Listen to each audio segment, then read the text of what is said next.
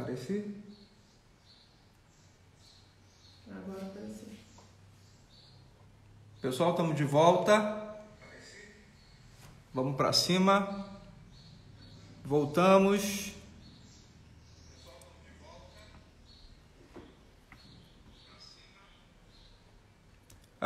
No primeiro momento aqui, a gente teve um problema com áudio, parou de transmitir áudio.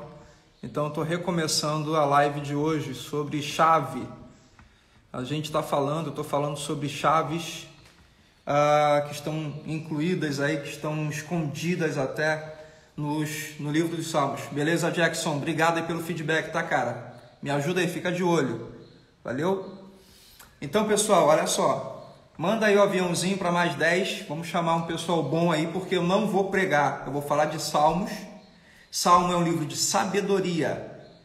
E por isso eu estou todo dia extraindo uma chave de sabedoria para a sua vida profissional, para você como pessoa, como ser humano, e para você como alguém que exercita a fé, que vive a fé. Então, chama mais 10 aí para a gente lotar, explodir essa live aqui. E vai ser incrível, vai ser incrível, vai ser incrível. Eu estou cumprindo o meu chamado, minha missão, e cumpra aí você também, abençoando outras pessoas, ajudando outras pessoas aí. Chama aquela galera bem maluca, que não gosta de crente. É ele mesmo que eu preciso falar. E dizer para ele parar de palhaçada, porque a Bíblia é um livro de sabedoria de forma geral. É o maior livro da história, mais vendido na humanidade. O que tem soluções, ideias, caminhos e saídas para todas as áreas da vida. Desde a área financeira até a área profissional, da área de relacionamento, até passando pelas vocações que você tem para a sua história. Tá bom? Então, quero que você chame mais uma galera aí. Chama mais gente. Eu estou chamando aqui, estou mandando aviãozinho para um pessoal bom. Me ajuda aí nisso também, tá bom? Vamos lá. Aviãozinho para todo mundo. Isso. Vamos lá. Salmo de número 10. Livro dos Salmos, número 10, é um salmo de Davi, mais um salmo de Davi. Nós vamos chegar a salmos aí que foram escritos por Salomão e por outros autores, mas esse salmo é um salmo de Davi, e ele ainda está falando aquela mesma narrativa que ele tem falado nos últimos dias, Ele tem falado sobre Deus livra ele dos inimigos, Deus livra ele das doenças. Ele está exaltando a Deus como aquele que o defende. E isso tem permeado os primeiros salmos aí. Pelo menos os últimos 3 salmos ele fala sobre isso. Davi fala sobre isso. Nesse salmo aqui, ele tem uma palavra-chave escondida nele. Tem uma palavra-chave que permeia todo o salmo. E ela aparece lá no finalzinho, lá no versículo 17. Versículo 17 diz assim: Ó Senhor Deus, Tu ouvirás as orações dos que são perseguidos e lhes darás coragem. Versículo 18: Tu ouvirás os gritos dos oprimidos e dos necessitados e julgarás a favor deles para que seres humanos que são mortais nunca mais espalhem o terror. Olha que coisa incrível, olha que coisa incrível. Versículo 17 e versículo 18. No versículo 17, ele fala coragem, a palavra coragem. E no versículo 18, ele diz, para que seres humanos que são mortais nunca mais espalhem o terror. Deixa eu te falar uma coisa, sabe por que você não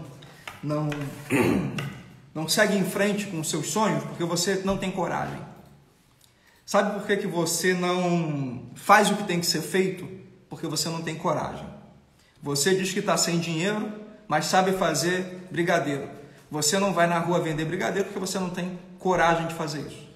Você continua no emprego de bosta, não gosta do seu chefe, não gosta do que faz, mas continua nele. Por quê? Continua nesse emprego porque você tem medo de ficar desempregado. Você tem medo de sair, de romper com isso e tem medo de faltar as coisas em casa. Então, a palavra-chave aqui do Salmo de número 10 se chama coragem. Coragem de romper com o que te paralisa. Coragem em romper com aquilo que te faz mal. Coragem em romper com aquilo que não te impulsiona. Davi ele está dizendo o seguinte: ó Senhor Deus, tu ouvirás as orações dos que são perseguidos e lhes dará o quê? Coragem. Não falou, e lhes darás um escudo, uma espada, um tanque de guerra, uma metralhadora. E a oração que você faz muitas vezes é a oração mais idiota que existe, mais imbecil que existe. Senhor, me livra desse negócio aqui. Não, isso aí não é para ele livrar, você tem que ter coragem de romper. É diferente. Isso é estrutura mental errada. Isso é autossabotagem, isso é burrice, demência. Você ficar orando para que Deus faça coisas que você tem que fazer, mas não tem coragem de fazer. Você está entendendo isso? Então, em primeiro lugar, se você é um empreendedor na sua vida profissional e você tem objetivos, metas, sonhos, você tem que ter coragem de fazer. Não é somente orar. Falar, Deus, faz isso por mim, abre a loja por mim. Não, Ele não vai abrir a loja por você. Senhor, abre a empresa por mim. Não, Ele não vai abrir a empresa por você. Senhor, acorda cedo por mim. Ele não vai acordar cedo por você. Senhor, me dá, me ajuda, vai prospectar clientes por mim. Ele não vai prospectar por você. Senhor, traz clientes. Ele não vai trazer por você. Ele não vai trazer. Ele não vai trazer por você, cara. Para de palhaçada. Para de ser esses crentes idiotizados. Eu vou falar sobre isso. Hoje eu tive um insight. Eu vou falar sobre crentes, sobre os desigrejados, sobre desviados, sobre os renegados e sobre os idiotizados.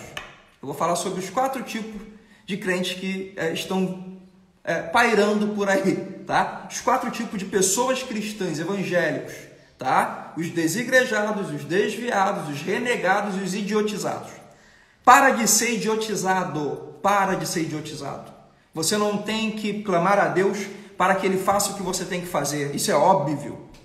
Você tem que falar, Senhor, me dá coragem de ir prospectar. Me dá coragem de abrir o meu negócio. Me dá coragem de falar com o meu chefe. Falar com o meu chefe, eu posso ter uma vaga melhor aqui dentro. Eu sou o melhor que você tem. Eu fiz isso quando era um moleque ainda, um jovenzinho, tá? Com meus 24, 25 anos de idade. Ou um pouquinho mais, 26, sei lá. Hoje a garotada de 25, 26... A maioria, infelizmente, é um bando de imbecil mesmo, mas na minha época era um pouquinho mais raiz, um pouquinho mais forte, tá? E naquela época eu fui falar eu era chefe de um setor e eu fui conversar com o diretor executivo da empresa. Eu passei pelo gerente, com a permissão dele, e fui conversar com o diretor executivo e eu falei para o diretor executivo, senhor diretor, é o seguinte, eu tenho feito um bom trabalho aqui, eu tenho feito um excelente trabalho aqui, trouxe prêmios para a empresa, prêmios que nunca tinha ganho. Eu trouxe excelência nessa área da empresa, que nunca tinha excelência nessa área da empresa. Eu reestruturei o setor, que nunca tinha sido reestruturado. Eu mudei a imagem da empresa nesse quesito aqui, nessa questão. E eu sei que daqui a algum tempo o senhor vai ter 3 opções para ocupar o cargo gerencial. O senhor vai poder manter o meu gerente, que já está com muita idade, vai poder mantê-lo nesse lugar até ele morrer, porque aposentado ele já estava e estava trabalhando ainda. Segundo, vai trazer um bambambam do mercado aí, bambambam do mercado. Terceira opção, o senhor pode me dar uma oportunidade, me dar uma chance, porque eu já provei que eu posso. E ele virou para mim e falou, você é abusado, hein? Eu falei, eu sou mesmo. Agora, se eu não for, ninguém vai ser por mim.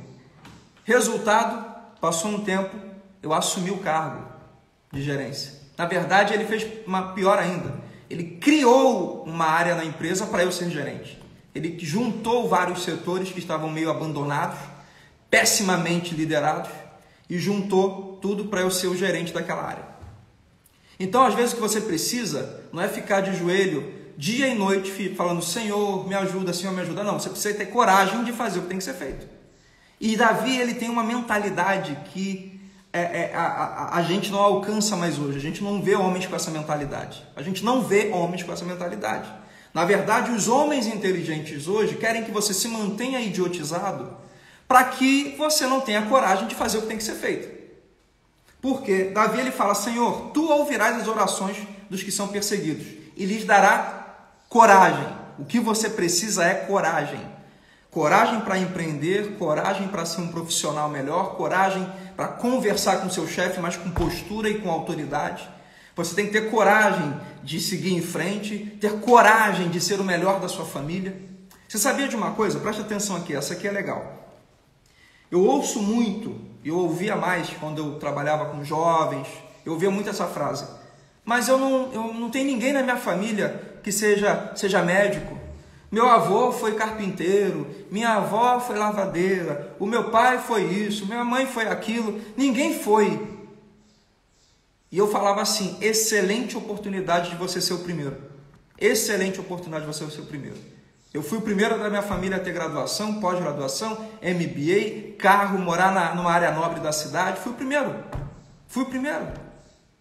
E às vezes você tem inconscientemente ou subconscientemente um medo de ser o melhor da família por causa de quê? Julgamento. Ah, vão te chamar de metido, de soberbo. Cara, eu ouço isso a vida inteira. Eu ouço isso a vida inteira. Sabe o que eu decidi? Dane-se. Dane-se. Dane-se. Eu não vou deixar de ser o que eu sou por causa de você nem de ninguém. Você tem que ter coragem. Davi falou, Deus, o Senhor vai dar coragem para aqueles que são perseguidos. Ué, que doideira é essa? Os caras estão sendo perseguidos, um exército correndo atrás dele, e Davi diz, não, a gente só precisa de coragem, não quero que faça nada por mim, não precisa vir na minha frente, não precisa descer aqui e acabar com todo mundo, não, eu resolvo o problema, só me dá coragem, só me dá testosterona, só me dá adrenalina, só me dá coragem. É isso que Davi falou. Isso eu estou falando principalmente para você que é empreendedor. Agora, para você que quer desenvolver a sua mentalidade, para você que quer ter um desenvolvimento pessoal mais diferenciado, incrível, você que quer ter uma mentalidade pró-eficiente, você que quer seguir em frente com os seus pensamentos, você quer mudar a realidade da sua vida, mais do que nunca você precisa de quê? De coragem. Como eu disse lá no início, o exemplo que eu dei, que eu quero trazer para agora, que esse é o momento do exemplo, esse é o lugar de fala do exemplo, seu problema não é falta de dinheiro, seu problema é falta de coragem. O seu problema não é falta de dinheiro, o seu problema é falta de coragem. Coragem de fritar pastel e vender pastel. Coragem de ir na porta de uma empresa e deixar o currículo lá. Falta de coragem de ligar para aquela pessoa que você sabe que tem influência e falar, amigão, é o seguinte, preciso da sua ajuda. É agora que eu preciso da sua ajuda. Eu preciso de um emprego, eu preciso de uma oportunidade, pode ser em qualquer área, da faxina à diretoria. O que tiver no meio do caminho aí, eu estou dentro. O que você precisa é coragem. Então, pare de ter uma estrutura mental de medo. Existe um negócio chamado locus de controle. Locus de controle tem o interno e o externo. Isso é uma linguagem da psicologia. Locus de controle interno é quando a responsabilidade de tudo é minha. Eu estou assim por minha responsabilidade, eu estou assim por minha culpa, eu tomei decisões erradas, eu. Locus de controle externo é quando você bota a culpa no outro. A mulher que tu me destes, o governo é ruim, o de direita é péssimo, o de esquerda é pior, o meu chefe é um monstro, a minha esposa não me ajuda, o meu marido é chato, tudo é culpa do outro. Locus de controle externo. Qual é o certo e qual é o errado? O certo é 80% de interno e 20% de externo. Você tem que sim se autorresponsabilizar por tudo aquilo que você sabe que é responsabilidade sua. Agora, você não pode também assumir a culpa de outras pessoas. Está entendendo? Você tem que entender que 80% da sua vida é resultado das suas decisões. 20% é fatores externos. Então, assumir responsabilidades que não são suas, ok, não é para fazer isso. Mas a maioria delas é sua sim. Então, sobre mentalidade, sobre mindset, sobre desenvolvimento pessoal, você precisa ter coragem de assumir a sua responsabilidade. Não adianta, não é nem Bolsonaro, nem Lula, nem Moro, nem Bolsa Família, nem o seu chefe que vai resolver o problema da sua vida. Não é. Quem vai resolver o problema da sua vida é você e Deus. Só. Se você mudar, tudo vai mudar em volta. Se você mudar seu modo de falar, sua postura, suas decisões, seu modo de pensar, tudo em volta vai começar a mudar. Seu marido vai mudar, sua esposa vai mudar, seus filhos vão mudar, seus funcionários vão mudar, seus familiares vão mudar, tudo vai começar a mudar em volta. Se você mudar, o resto muda. Se você mudar, as coisas mudam. Só que você tem que ter coragem para isso. O problema é que a gente fica confortável do jeito que viveu até hoje. Você viveu 20 anos desse jeito, 30 anos desse jeito, 40 anos desse jeito e nem sabe como mudar. Mas eu estou te dando uma dica aqui hoje. Primeiro passo é ter coragem de mudar. Um amigo me disse há muito tempo atrás, muito sábio, muito inteligente, ele falou o seguinte: quando você descobre qual é o problema, você já resolveu 50% dele. Porque o maior problema é não saber qual é o problema. Ah, eu estou sentindo uma dor. Aonde é? Não sei, vem daqui e vai para lá. Ué, você não sabe onde é.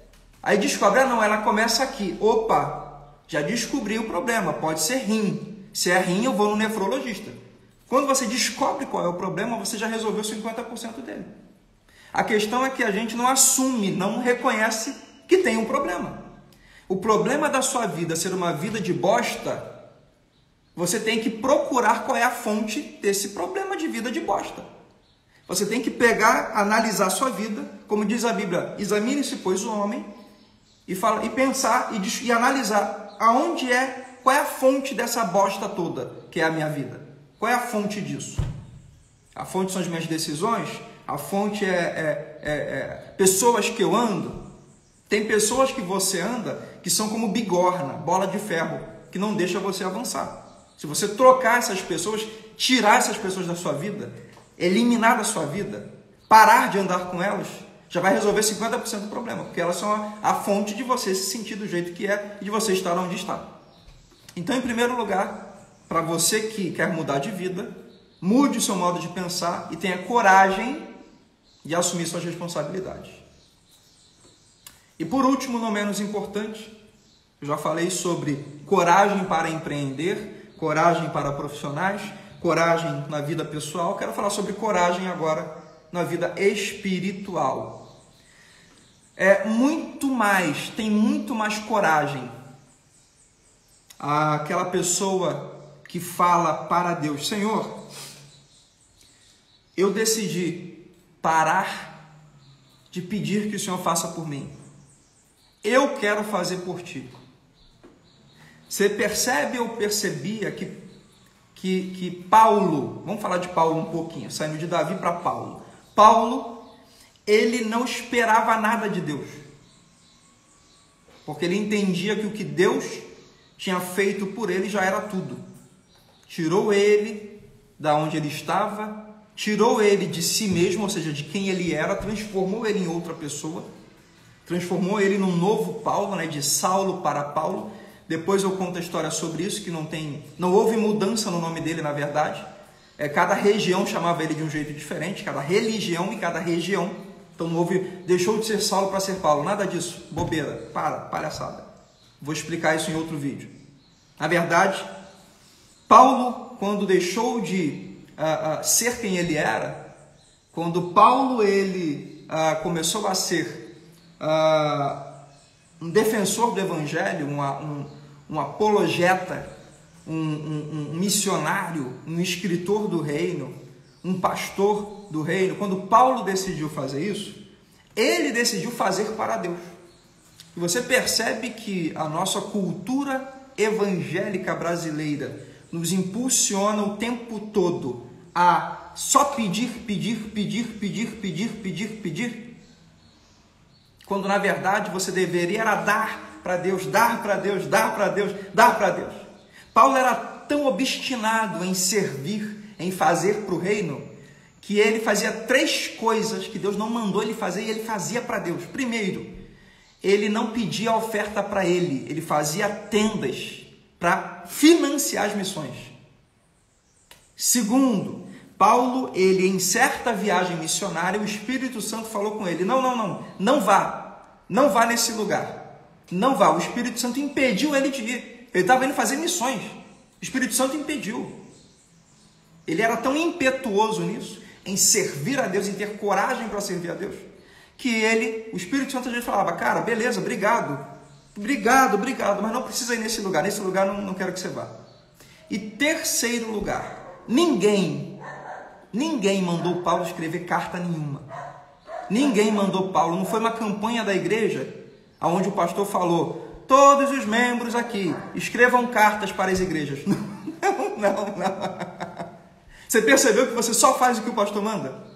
Você percebeu que você só faz o que o pastor manda? Quando tem campanha de oração, você vai para a campanha de oração. Quando tem campanha do último suspiro do desespero, aí você vai para a campanha do último suspiro do desesperado.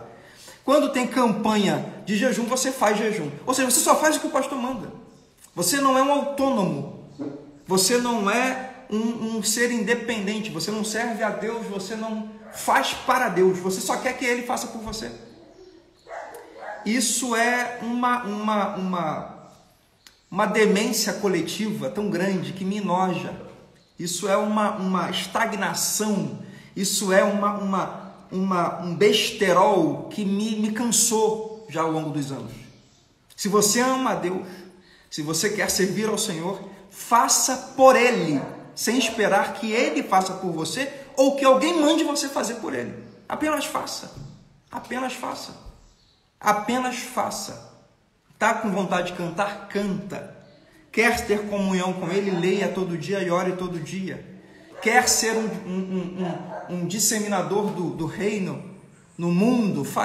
Converse com o seu vizinho. Chama o seu vizinho para um churrasco. Sabe por que você acha que o mundo está contra você? Que a sociedade te persegue? Porque sabe por que você acha que seu vizinho é do capeta? Porque você é chato pra cacete. Você é muito chato. Você é chato. É por isso que as pessoas não gostam de você. Não é porque você é crente, não. Você é chato para cacete. É por isso. Você é muito chato. Minha esposa está olhando para mim, vou repetir. Chato pra cacete. É por isso. Você é chato. Você é uma pessoa intragável, amarga, irritante, intriguenta, fofoqueira. Você é uma pessoa que não dá prazer de estar junto. É por isso. Não é porque o mundo te persegue, não. Não é porque o diabo está furioso, não. Ele está rindo da tua cara. Só isso.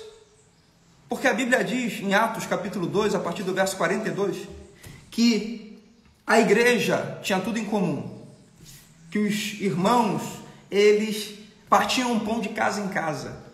Eles se ajudavam. Eles não emprestavam um para os outros. Eles repartiam o que tinham.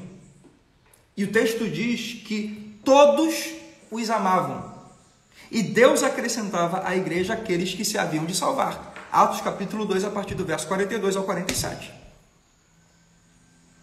Se você for um cristão de verdade, você vai expressar amor. Você vai derramar amor, você vai transbordar amor, você vai ajudar o vizinho, vai sorrir para o outro, vai botar o outro no lugar, o outro sétimo um você vai ter uma palavra, uma conversa de homem, botar ele no lugar. Você não vai ficar nem naquela coisa de que todo mundo não presta, e aquele que você tem medo de conversar, você vai dizer que, não, vamos orar por ele. Você não vai ter uma conversa que tem. Você tem que ser um cidadão, você tem que ser uma pessoa, um ser humano, tem que ter humanidade. E amar acima do que os outros amam. Isso é ser cristão. Agora, você não tem coragem de fazer isso. Porque ser cristão de verdade é mais simples do que falam, é mais simples, mais leve, muito mais leve do que falam. Só que tem que ter coragem, por incrível que pareça. Tem que ter coragem para isso. Coragem para ser cristão de verdade. Para amar, tem que ter coragem. Amar é verbo, e verbo é ação. Tem que ter coragem. A palavra de hoje, a palavra-chave de hoje, se chama coragem. E a gente extraiu coragem do Salmo de número 10, onde Davi fala: ó Senhor Deus, Tu ouvirás as orações dos que são perseguidos e lhes dará coragem. Eu espero que você tenha coragem na sua vida profissional, principalmente se for empreendedor. Tem que ter coragem para empreender. Espero que a coragem molde o seu mindset, molde a sua mentalidade. E eu espero também que você tenha coragem de ser um cristão de verdade. Aquele que adora a Deus, que a vida é para Deus e não fica esperando dele tudo que tem que acontecer. e tenha a coragem de amar o seu próximo. Se você não ama a Deus e doa para Ele, e não ama o próximo e doa para o próximo, a sua vida para o próximo, você não é um cristão. Tá bom, pessoal? Essa foi a chave do dia 10, do Salmo 10. Que você possa ter um dia incrível, maravilhoso e continuar contando. Faltam 50 dias para o fim do ano e eu espero que você vire a chave da coragem antes do dia 31 de dezembro. Tenha coragem de fazer o que tem que ser feito, coragem de sair de situações que te machucam, situações que te denigrem, situações que te pesam. Se você é casada com um marido abusador, violento, bota esse cara na delegacia, tenha coragem de fazer isso. Se você está numa igreja em que o pastor é manipulador, sai desse lugar e denuncia esse canalha. Se você é uma pessoa que está no emprego que te deprime, que te faz mal, que você sofre assédio moral todo dia e às vezes até sexual, sai desse lugar e denuncia se for caso de crime. Tenha coragem. A coragem que vai te impulsionar. A coragem é que vai te empurrar para frente. A coragem é que vai te levar para frente. Talvez o que você precise não seja livramento de Deus, o que você precisa não seja investimento no seu negócio, talvez o que você precisa não seja um milagre, talvez o que você precisa é apenas coragem. Um abraço e até amanhã.